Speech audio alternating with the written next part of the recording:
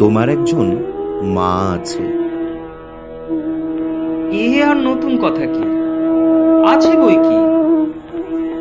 বেশ বেশ, এই বিশ্বাসটি রেখো। জীবনের প্রতি পদে, বিপদে আপদে, আনন্দে কষ্টে মা ঠিক তোমার পাশেই আছে। মা চোখ মেলে তোমাকে দেখছে।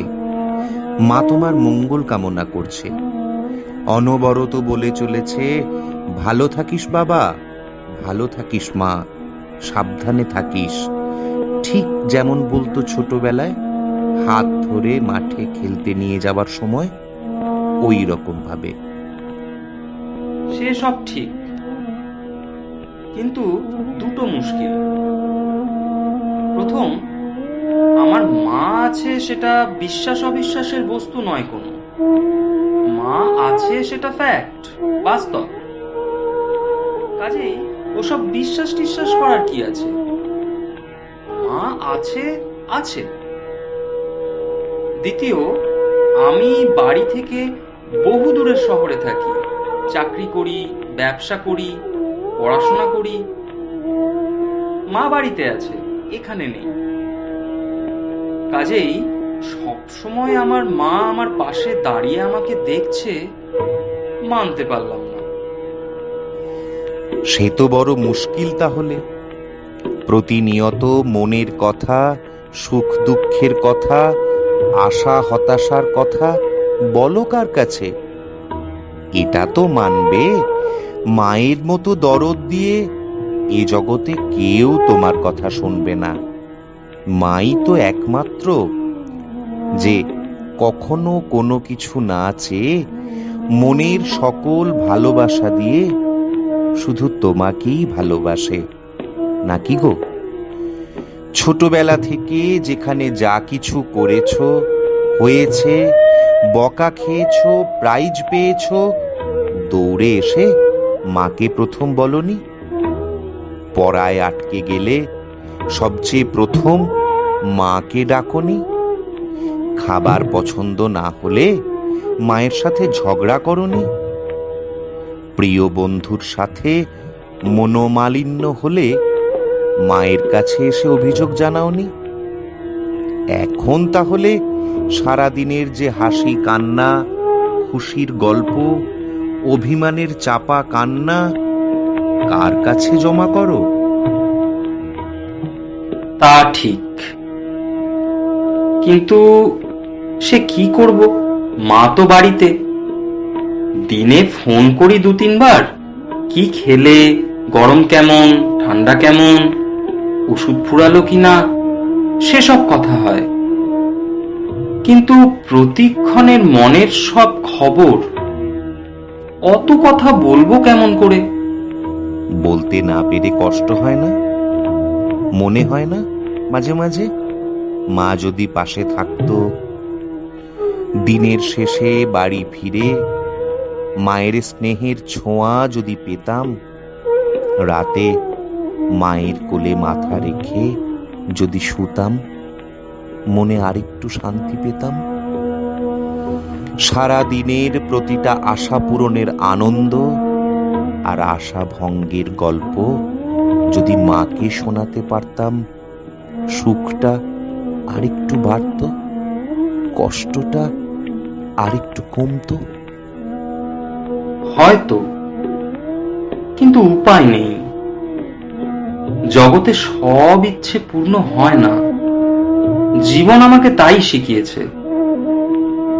মাকে চাই তো বটেই, মা থাকুক পাশে, ভেঙে পড়লে মাথায় হাত বুলিয়ে দিই। কিন্তু কি করে হবে? বাস্তব এটাই, মা নাই এখানে। আছেন। মায়ের যে মাতৃত্ব গুণ, তা ছড়িয়ে আছে বিশ্ব চরাচরময়, শুধু জানা আর অনুভব করার অপেক্ষা। মা বলতে কি কি বোঝায় দেখো। প্রথমে জন্মদাত্রী, যিনি জন্ম দেন, সৃষ্টি করেন। তারপর স্নেহে মমতায় আদরে যিনি লালন পালন করেন, বড় করে তোলেন। এরপর আসে শাসনের পালা, কিন্তু তার মধ্যে কোনো প্রতিহিংসা বা নেতিবাচক মনোভাব নেই। আছে শুধু বিশুদ্ধ কল্যাণ কামনা।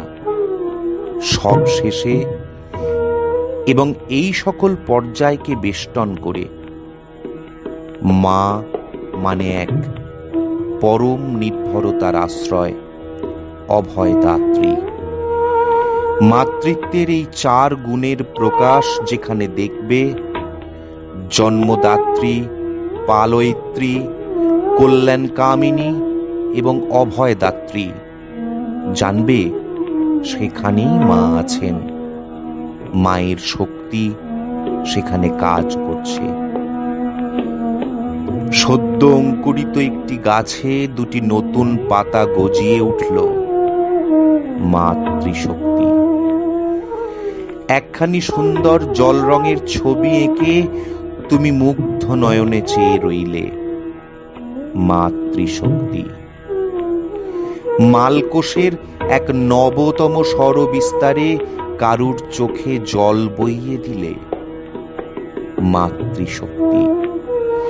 একটি পাখি ঠোঁটে করে খাবার নিয়ে যাচ্ছে তার শাবকদের জন্যে, মাতৃশক্তি।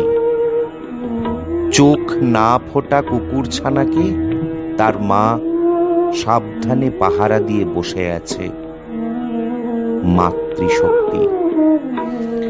ক্লান্ত পথিককে অযাচিত ভাবে কেউ একটু জল দিল, মাতৃশক্তি।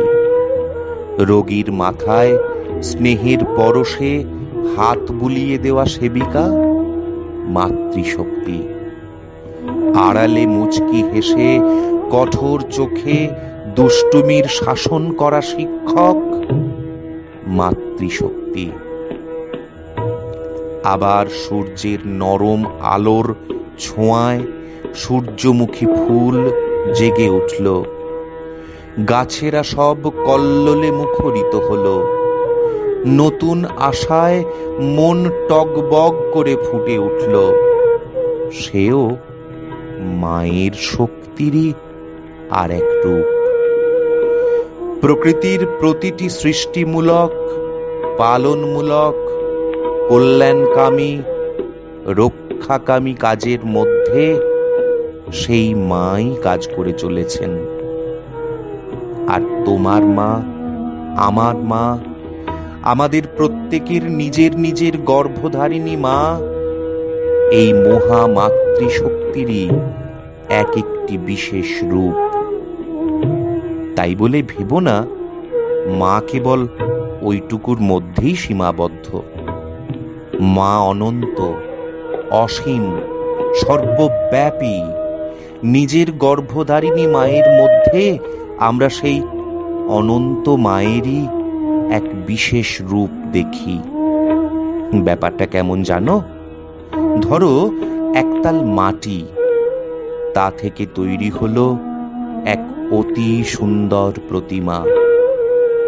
মাটির তাল দেখে বোঝা যায় না তার মধ্যে অত সৌন্দর্য লুকিয়ে আছে, অথচ ভেবে দেখলে মাটিও যা, মাটির প্রতিমাও তাই। দুয়েরই একই রকম গুণ, দুই নরম, জলে দুই গলে যায়। ঠিক একই রকম ভাবে এই অনন্ত সর্বব্যাপী মাতৃশক্তি যেন মাটি, আর জগতের সকল গর্ভধারিণী মা যেন সেই মাটিতে তৈরি এক একটি প্রতিমা। মায়ের এই ব্যাপক বিশাল রূপটি যদি বুঝতে পারো, তবে জগৎ বড় সুমধুর, আরামের স্থান, নিশ্চিন্ত ঠিকানা। সদা সর্বদা মায়ের কোলে থাকার আশ্বাস, মায়ের নজরে থাকার ভরসা, মায়ের সহায়ে চলার সাহস। কিন্তু এই সব কি কল্পনা নয়?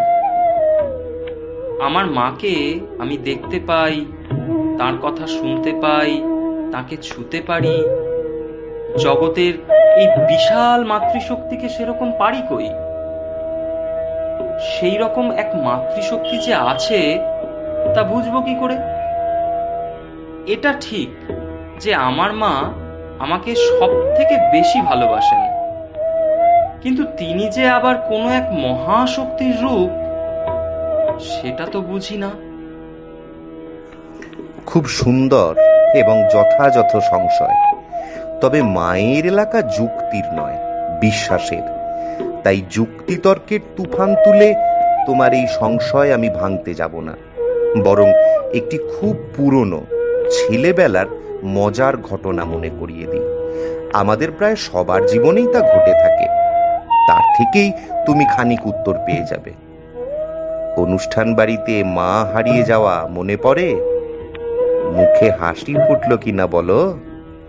কিন্তু তখনকার সেই শিশুটির মনের অবস্থা চিন্তা করে দেখো দেখি। তার দৃঢ় বিশ্বাস মা আছে কোথাও, আছেই, কিন্তু কোথায় আছে খুঁজে পাচ্ছে না। আকুল প্রাণে এ ঘর সে ঘর দৌড়ে বেড়াচ্ছে কাঁদো কাঁদো মুখে। একে ওকে জিজ্ঞেস করছে, কিন্তু মাকে আর খুঁজে পাচ্ছে না। কারুর জীবনে এই খোঁজার সমাপ্তি ঘটেছিল গলা ছেড়ে কান্নায়।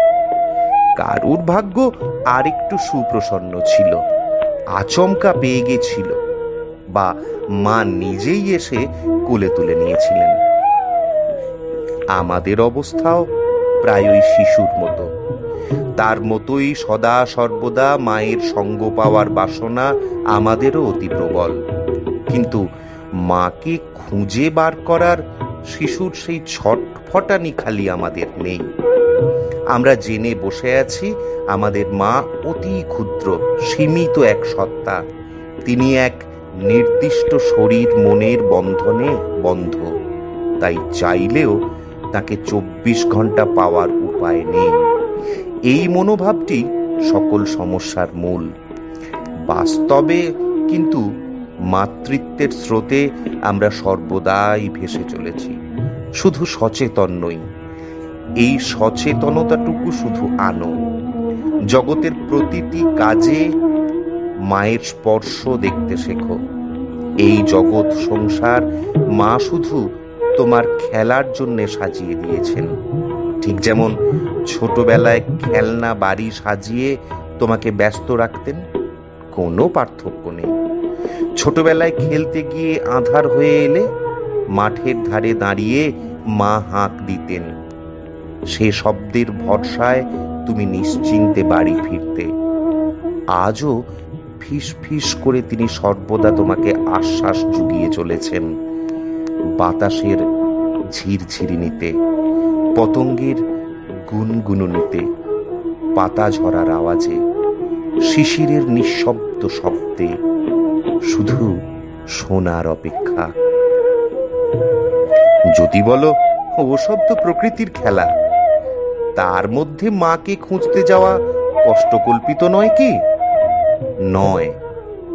ওই যে আগে যেমন বললাম, যেখানে দেখবে 4 শক্তির খেলা, তার নামই মা। আরো দেখো, যিনি আমাদের সবচেয়ে বেশি ভালোবাসেন তিনি মা। আবার যাকে আমরা সবচেয়ে বেশি ভালোবাসি তিনিও মা। আপাতভাবে জড় পদার্থ মনে হলেও আসলে তারা সবটাই মা। ঠিক এই কারণেই স্বাধীনতার বিপ্লবীরা পরাধীন দেশকে মাটি, পাথর, পাহাড়, সমুদ্র হিসেবে না দেখে নিজের জ্যান্ত মা হিসেবে দেখেছিলেন, যাকে বিদেশির দল শৃঙ্খলিত করে রেখেছে। কিন্তু তাহলে কি আমি সব সময় প্রকৃতির দিকে তাকিয়ে বসে থাকব? অবসর সময়ে পতঙ্গের সঙ্গে, বাতাসের সঙ্গে কথা বলবো মায়ের সঙ্গে কথা বলছি মনে করে? রাতের হিমের স্নেহ পরশ নিতে মাঠে মাঠে ঘুরে বেড়াবো মায়ের স্পর্শ মনে করে? সারা রাত জানলা দিয়ে ধ্রুবতারার দিকে চেয়ে বসে থাকবো মায়ের সস্নেহ দৃষ্টি মনে করে? এর কোনোটি তো প্র্যাকটিক্যাল মনে হয় না। ঠিক এই জন্যেই মায়ের রূপের সৃষ্টি। সে রূপকে দেখলেই এই সমগ্র বিশ্ব চরাচরের মাতৃরূপটি তোমার মনে পড়ে যাবে। তুমি অনুভব করতে পারবে তুমি সর্বদা মায়ের সুরক্ষার অঞ্চলে বেষ্টিত। নিজের মায়ের রূপের মধ্যে এই বিশ্বজনীন মাতৃত্বের রূপ যদি দেখতে পাও, খুব ভালো। তবে আরো একজন মা আছেন, যিনি 10 হাতে 10 প্রহরণধারিণী হয়ে সদা হাস্য মুখে তোমার পাশে দাঁড়িয়ে আছেন। মাতৃত্ব একটি আদর্শ। মাতৃশক্তিতে এই জগৎ চলছে, আর সেই আদর্শ আর শক্তির ঘনীভূত রূপ হলেন এই মা, মহামায়া। তার রূপের প্রতিমার এক অদ্ভুত শক্তি। যদি বেশ খানিকক্ষণ তাকিয়ে থাকো সে ছবির দিকে, অদ্ভুত এক আশ্বাস, শান্তি, আশ্রয় ঝরে পড়ছে সর্বদা সেখান থেকে। সে পরশ যেন নিজের মায়েরই পরশ, যেন মাই তোমার দিকে তাকিয়ে আছেন সর্বদা, তোমাকে রক্ষা করে চলেছেন স্মিত হাস্যে, বলে চলেছেন, ভয় কি, সর্বদা যেন তোমার একজন মা আছেন।